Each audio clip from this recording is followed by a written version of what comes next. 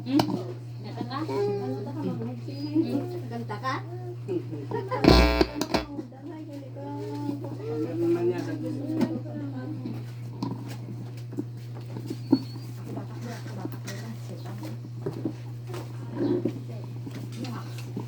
Amen. Isang magandang umaga po sa ating lahat. Ano na, February na? Month of February. Love month. So salamat sa Panginoon sa Birthday ko, boss. Ay, may birthday sa Uncle sa buong February. Linlin. Lili naman. Birthday, boss. Makarinig si Pastor, birthday ka rin po niya gahapon. Boss? hindi, matagal pa. Birthday kami na birthday. Kayo ano magdala ng Bring your own pala yun. minom. Meron pang paluwagan yata si Mary Jane.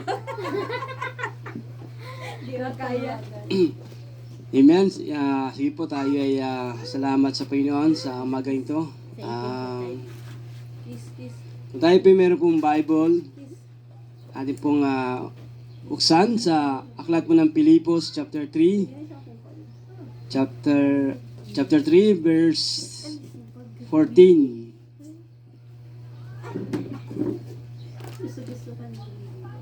Sabi po dito sa Philippians chapter 4:13. Philippians 4:13. So alam natin siguro ito po.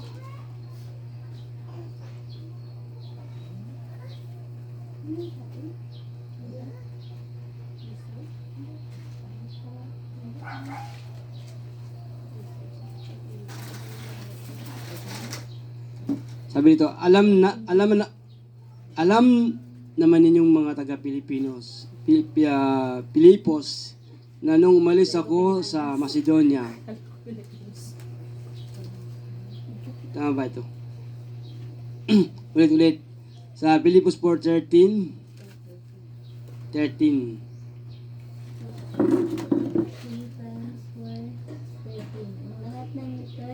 Kaya kong harapin ang lahat. Kaya kong harapin ang lahat, anumang kalagayan sa pamagitan ng tulong ni Kristo na nagpapatatag sa akin. Amen. Di ba maganda po itong verse na ito? Kaya kong harapin ang kahit anong kalagayan sa pamamagitan ng tulong ni Kristo na nagpapatatag sa akin. Tayo manalangin muna po. Lord, we thank you, Lord, sa araw na ito. Patuloy ka namin tinataas sa iyong kabutihan. Salamat po sa mga pagkilos mo sa bawat isa po sa amin. Lord, kami po ay nadito. Minsan pa nakikinig ng mga salita. Let's open ang aming mga puso at isipan habang kami ay nakikinig ng mga salita, Panginoon.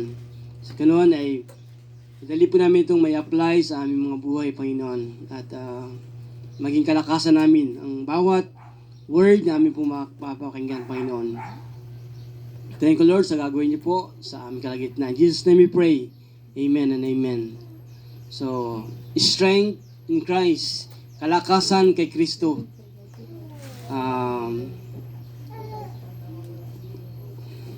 Sabi po dito sa ating binasa po, sa Philippians 4:13. Kaya kong harapin ang kahit anong kalagayan sa pamamagitan ng tulong ni Kristo na nagpapatatag sa akin. Tayo po ay dumanas po tayo ng di ba? Yung mga nakaraang taon ng pandemic at halos lahat po ay kumbaga dumaan po sa mga pagsubok o krisis kasama ng ating bansa po. So, pero thank God dahil ang Diyos po ay buhay at makapangyarihan. Nagbibigay po sa atin ng pag-asa, kalakasan na magpatuloy po ba ma-overcome ang mga bagay na ito. Dito po, ah,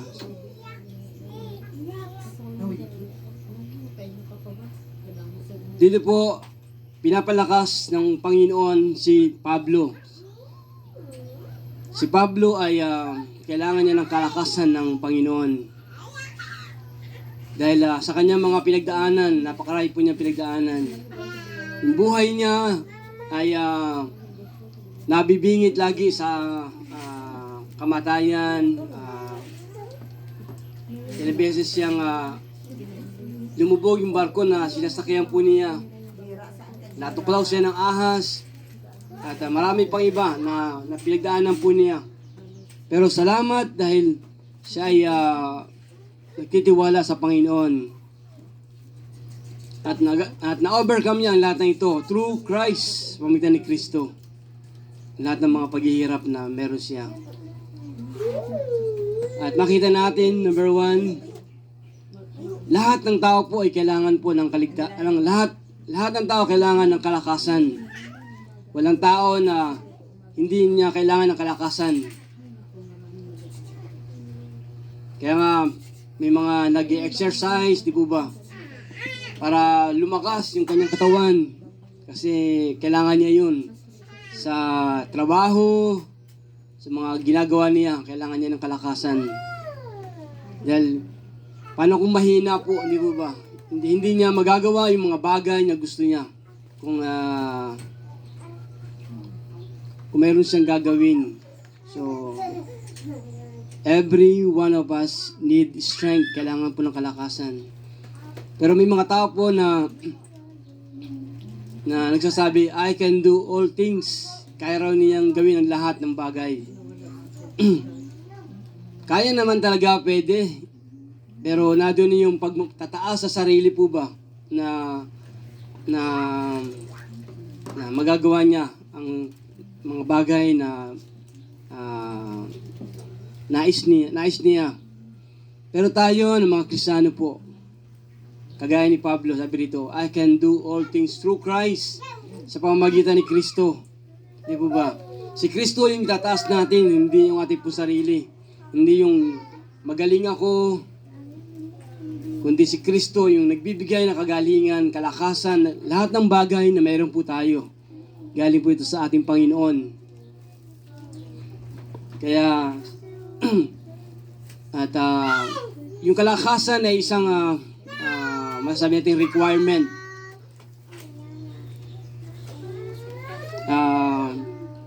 Minsan, kailangan i-test ka kung kaya mo ang isang bagay or magagawa mo ba itong mga bagay na ito. So, ibig sabihin, yung kalakasan na kailangan natin ay dapat meron tayo. Naging malakas, strong. At ang tanong po natin, why we need strength? Bakit natin po kailangan ng kalakasan na galing sa Panginoon? Number 1, kasi po may mga tukso. Maraming tukso na ibabato sa iyo ng kaaway ni Satan para ikaw ay subukin or testingin. So, kailangan mo maging malakas. Hindi lamang physically but spiritually. Maging malakas po tayo spiritually. Sa pamagitan ng pagbabasa ng salita ng Diyos, pag-aaral, pananalangin. So, ito po yung ating faith. I-strengthen po natin ang ating faith sa Panginoon. Wala dapat alinlangan o doubt pagdating sa Panginoon. So, strength. Lahat ay kailangan po ng kalakasan. Dahil hindi mo nga magagawa ang isang bagay kung tayo po ay mahina. At si Satan, gusto niya na tayo po ay mahina. Kasi madali tayong atakehin. Madali tayong ilayo sa Panginoon. Pero once na tayo po'y malakas, di po ba, nakita natin, pag tayo malakas, yung kalooban ng Diyos, nagagawa natin.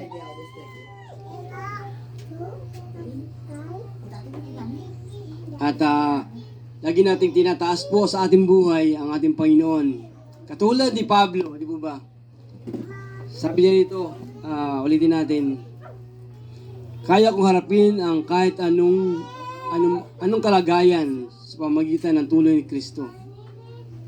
Kahit anong kalagayan, di po ba? So, yung buhay ni Pablo hindi malayo sa buhay po natin. Dahil si Pablo ay dumanas din ng iba't ibang pagsubok po, kagaya natin. So, pwede natin pwede natin pong yung verse na ito ay gawin nating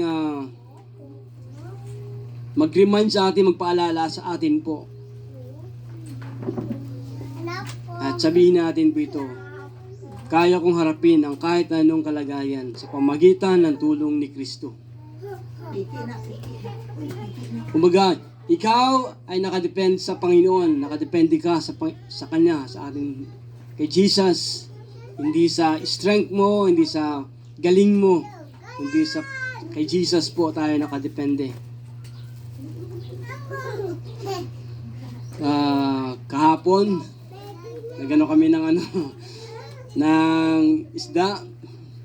Malalaki, nag-try kami na magtinda ng malalaking isda. At parang sa tingin namin parang baka hindi mabenta kasi malalaki tapos mahal pa. Pero kumbaga nandun pa rin yung tiwala namin sa Panginoon na God, lahat ng gagawin namin ay lagi namin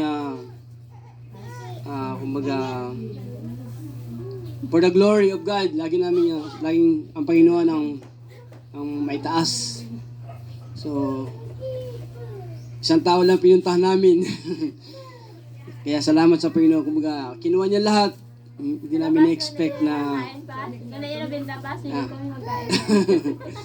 Hindi namin na-expect na kukunin niya lahat. So, salamat sa Panginoon. Then, half day pa yun. Kumbaga, kaya kuha ulit nung hapon. Na gano'n na naman. Ibig sabihin, ang Diyos ay may ginagawa po sa buhay po natin. Every day, iba-iba yung blessing na ipagkakalob sa atin ng Panginoon. So, kailangan lang natin pong i-strengthen ang ating faith sa Panginoon. Then, the Lord will do the rest. Siya na po yung gagawa. Do your part and the Lord will do the rest. Kaya ni Pablo po. Ito po yung ni Pablo. Like yung kanyang kung paano siya magtiwala sa Panginoon. Kaya po tayo kinakailangan bigyan ng strength ng Panginoon para maging matatag. Hindi tayo madaling matumba. Tapos, maging to endure. Ano may sabihin? To endure. Yung makatagal ka.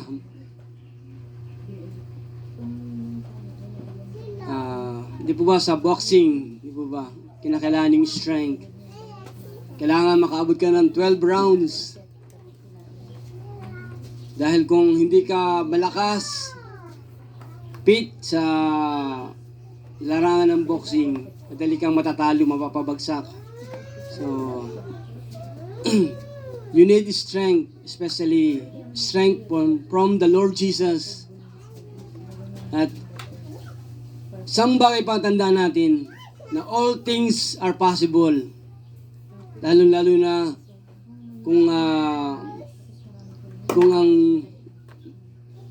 tiwala mo ay nasa Panginoon, yung through Christ, sa pamagitan ng ating Panginoon Jesucristo. All things are possible through Christ. God, may mga tao na kaya rin nilang gawin, pero maring ito ay temporary lang. Pero Salamat dahil tayo po ay tinuturuan ng salita ng Diyos, ng Bible, na patuloy po na magtiwala sa Panginoon. Yung strength na kailangan po natin ay kailangan nanggagaling sa ating Panginoon.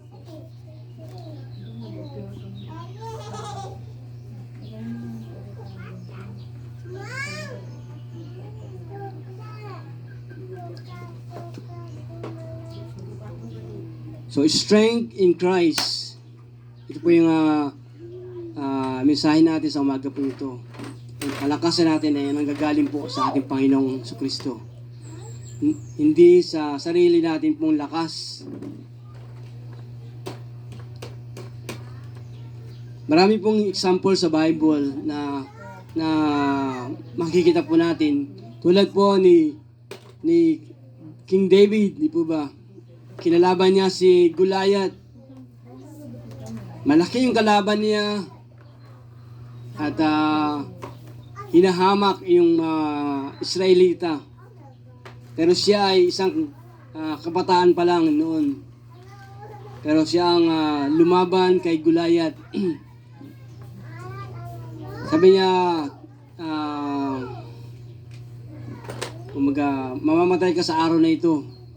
Hindi dahil sa mga tabako, kundi dahil sa aking Diyos na makapangyarihan. Kumbaga, alam niya na kasama niya ang Panginoon. So, yung the Spirit of the Lord ay nasa kanya. At matatalo niya ang taong ito, si Goliath. So, yun nga nangyari, di po ba nakita natin na si Goliath ay natalo ni David. Kahit malaking tao siya, parang nakakatakot kung kaharap mo siya. Pero dahil kasama mo ang Diyos na makapangyarihan, malakas ang loob mo na gawin ang bagay nito dahil for the glory of God, para sa Panginoon ang gagawin mo. So, minsan mayroon pong pinapagawa sa atin ng Panginoon na parang mahirap at hindi natin kaya. Pero dahil sa lakas na nanggagaling sa Panginoon, ito ay posible at mangyayari po ito.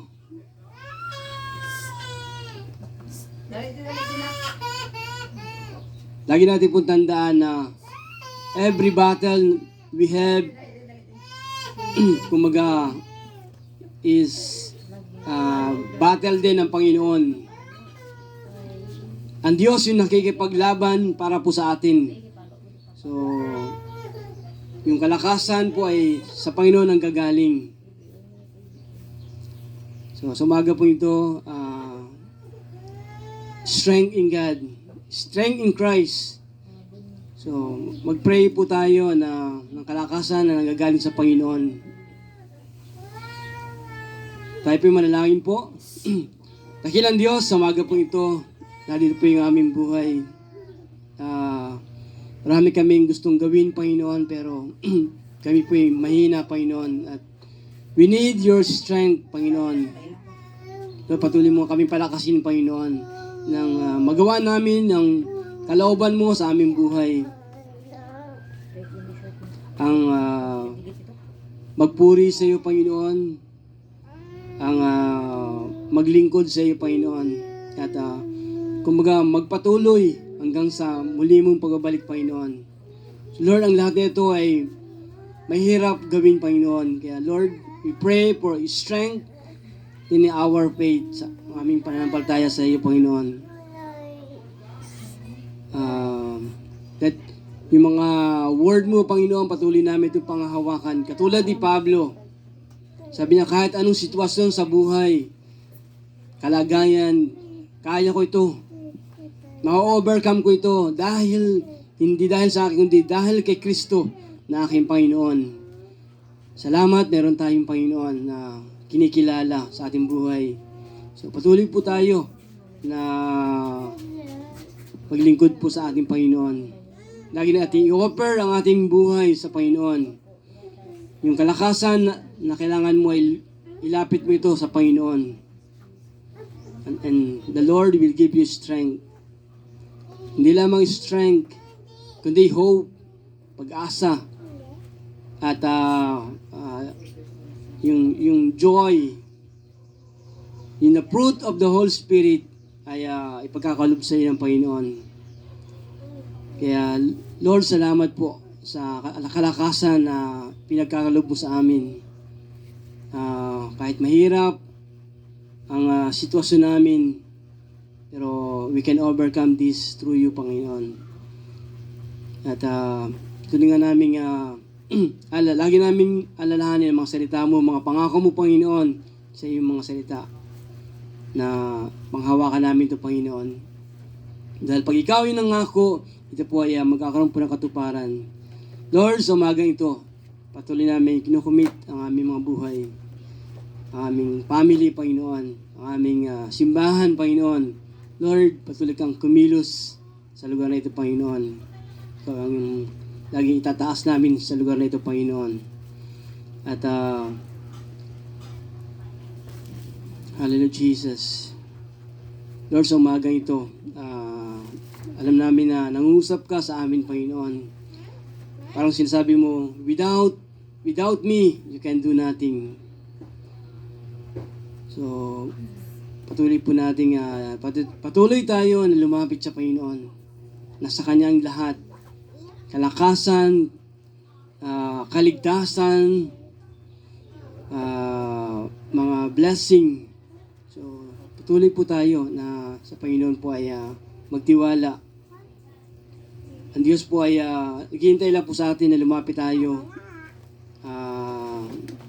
para tayo ay yung tulong niya ipagkaloob po sa atin at para nasa natin ang pagmamahal ng Panginoon sa ating buhay. Lord, salamat po sa mga anak mo na narito. Patuloy mo silang i-bless kasama ng kanilang mga family. And as we end this service, Panginoon, patuloy ka namin itataas sa aming buhay, sa aming kalagitnaan, Panginoon. Ito po ang aming dalangin. In Jesus' name we pray. Amen and amen.